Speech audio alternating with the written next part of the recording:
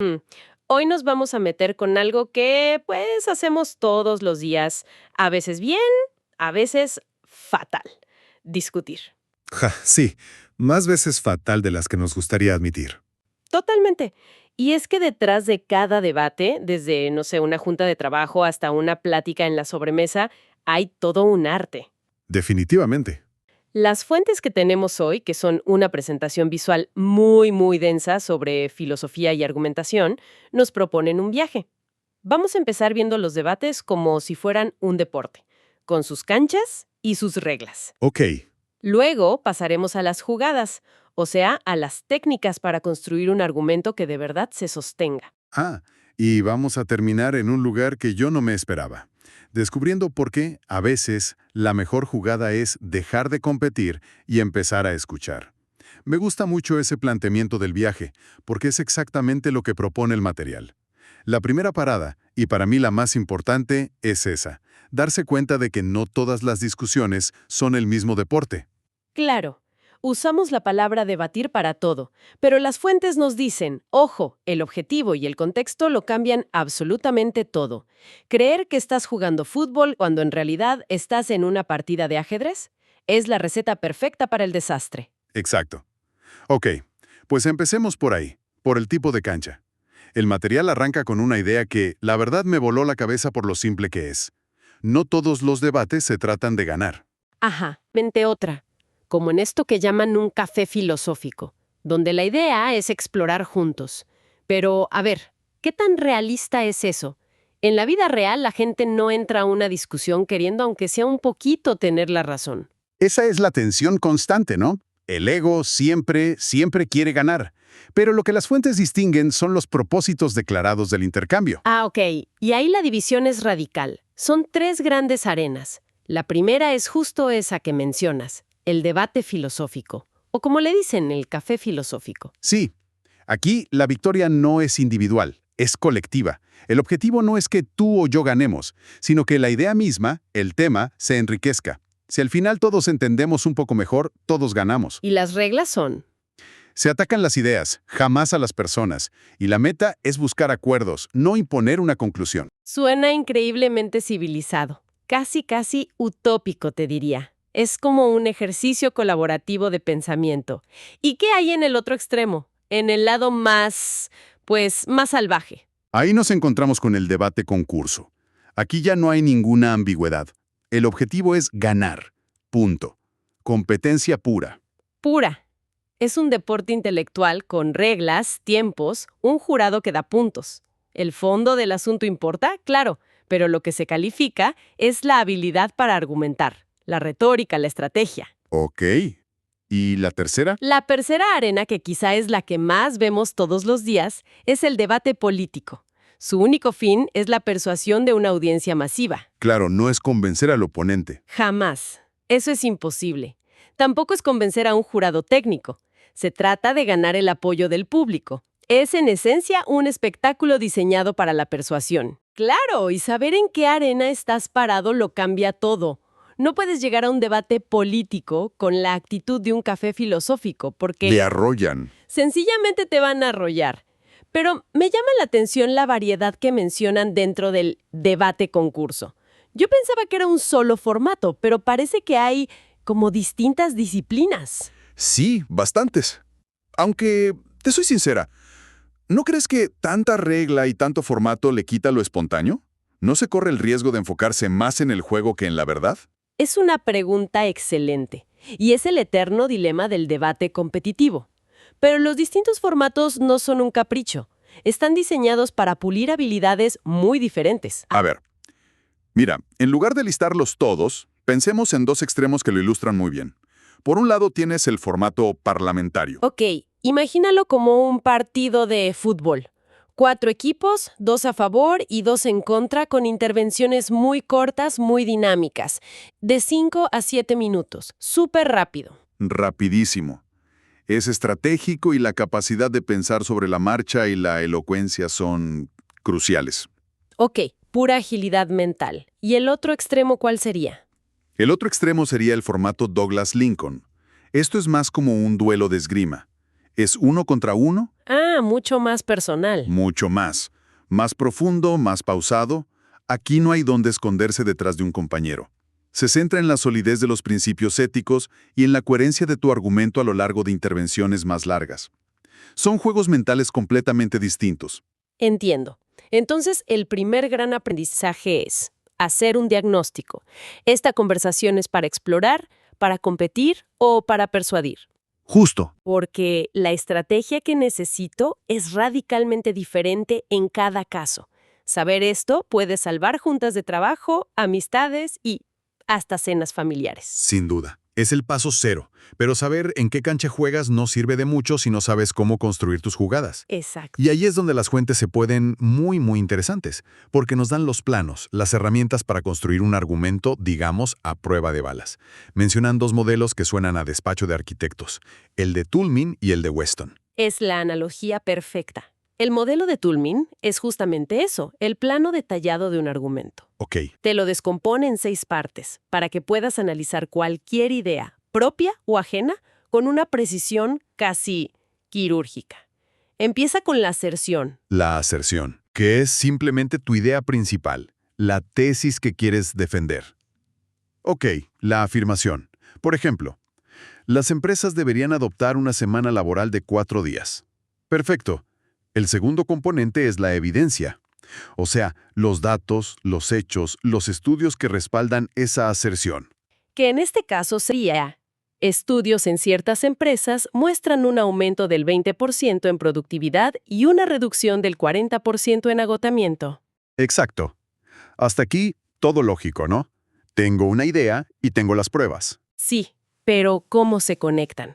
Porque a veces la gente presenta datos que no parecen tener nada que ver con su conclusión. Ahí entra la pieza clave del modelo, la tercera. La garantía. La garantía. Es el puente lógico, el principio general que permite que tu evidencia respalde tu aserción. En tu ejemplo, la garantía sería algo como estrategias que aumentan la productividad y reducen el agotamiento son, pues, beneficiosas para las empresas. Claro, es el ¿y eso qué? La evidencia es el dato, la garantía es por qué ese dato importa para mi afirmación. Le diste al clavo. Pero Toulmin va más allá. El cuarto elemento es el respaldo, que es la base que sostiene a tu garantía. Si la garantía es una regla, el respaldo es por qué esa regla es válida. Ok, Luego, el quinto, el cualificador modal, que es el grado de certeza. Palabras como necesariamente, probablemente, posiblemente. le da un matiz de honestidad. Sí, de honestidad intelectual. Y el último, que para mí es el más fascinante de todos, la reserva. Totalmente. Las reservas son las excepciones, las posibles objeciones a tu argumento. Siguiendo tu ejemplo, sería algo como, probablemente las empresas deberían adoptar la semana de 4 días, a menos que su modelo de negocio dependa de una cobertura de 24/7, como hospitales o servicios de emergencia. Exacto. Detente ahí. Es que para mí la reserva es la clave de todo esto. La mayoría pensamos que un argumento es más fuerte si parece invencible, si no tiene fisuras. Claro, como una fortaleza. Pero este modelo sugiere que reconocer sus límites, sus peros, en realidad lo hace más creíble y más honesto. Te anticipas a la crítica. Totalmente. Es un cambio de mentalidad total sobre lo que significa ser convincente. No se trata de ser infalible, sino de ser razonable. Has dado en el clavo. Es la diferencia entre un argumento dogmático y un argumento robusto.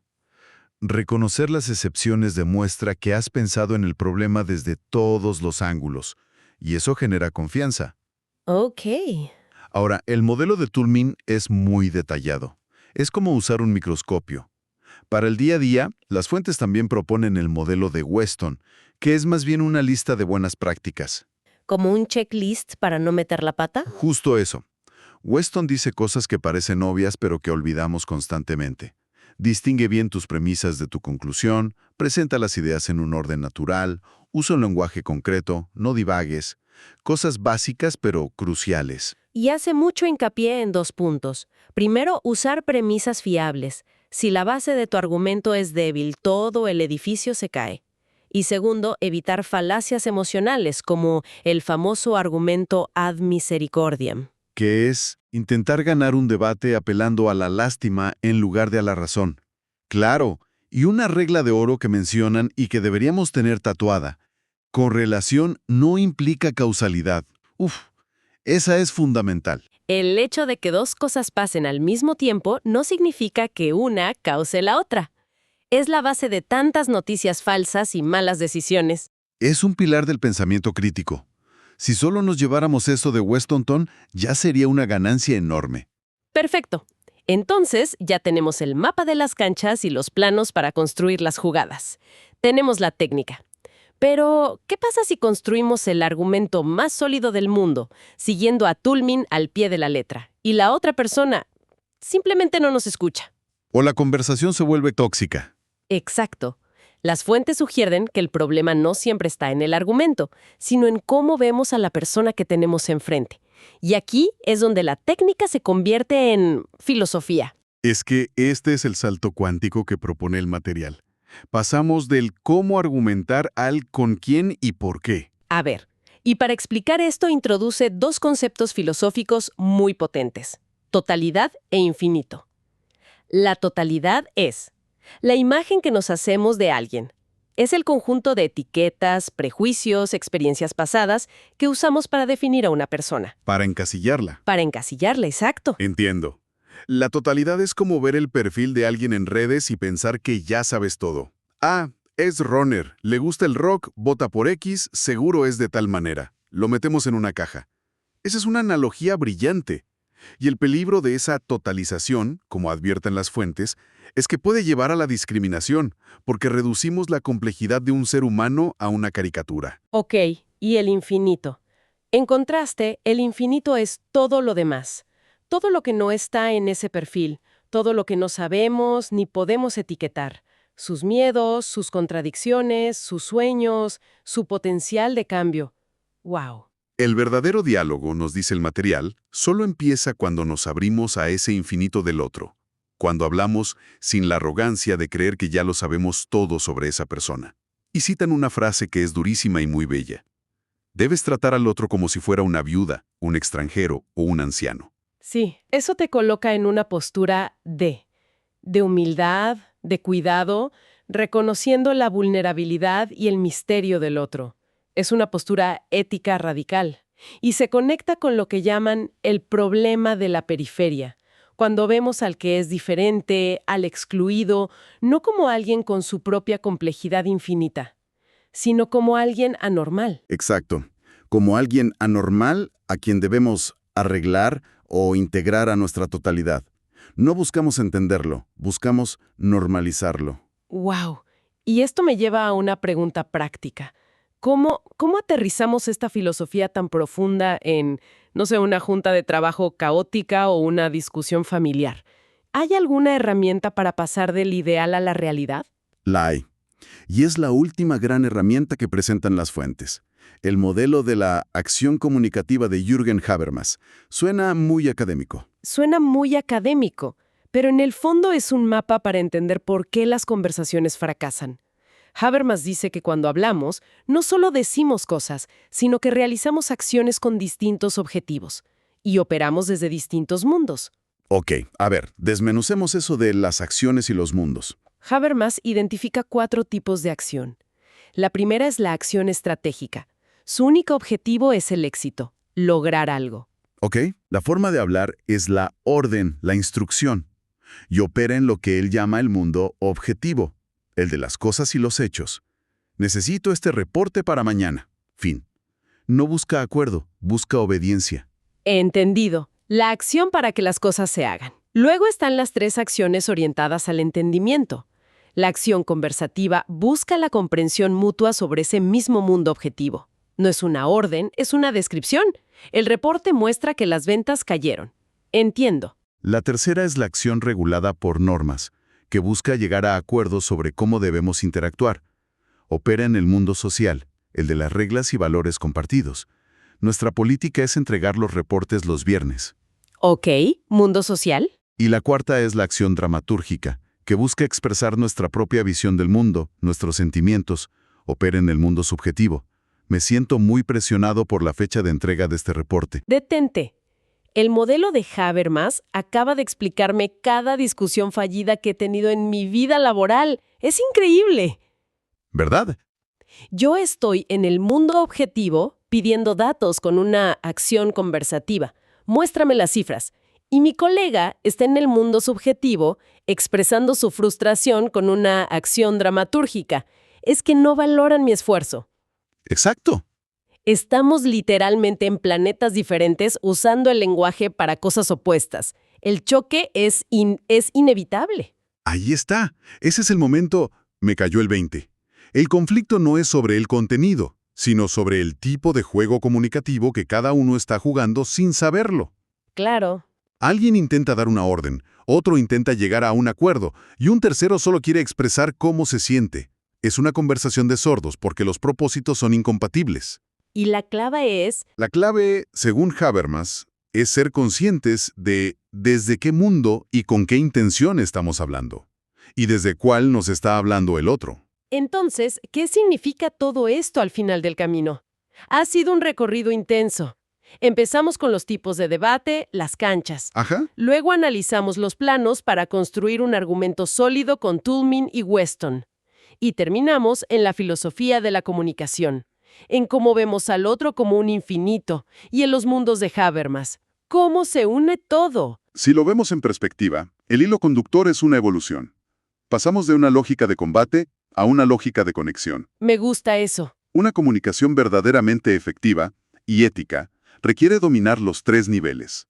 Necesitas la astucia táctica para entender el contexto, la arena en la que estás. Sección 1. Necesitas el rigor intelectual para construir un argumento claro y honesto. Sección 2. Pero fundamentalmente necesitas la sabiduría empática para reconocer la humanidad del otro y ser consciente de los verdaderos objetivos de la comunicación.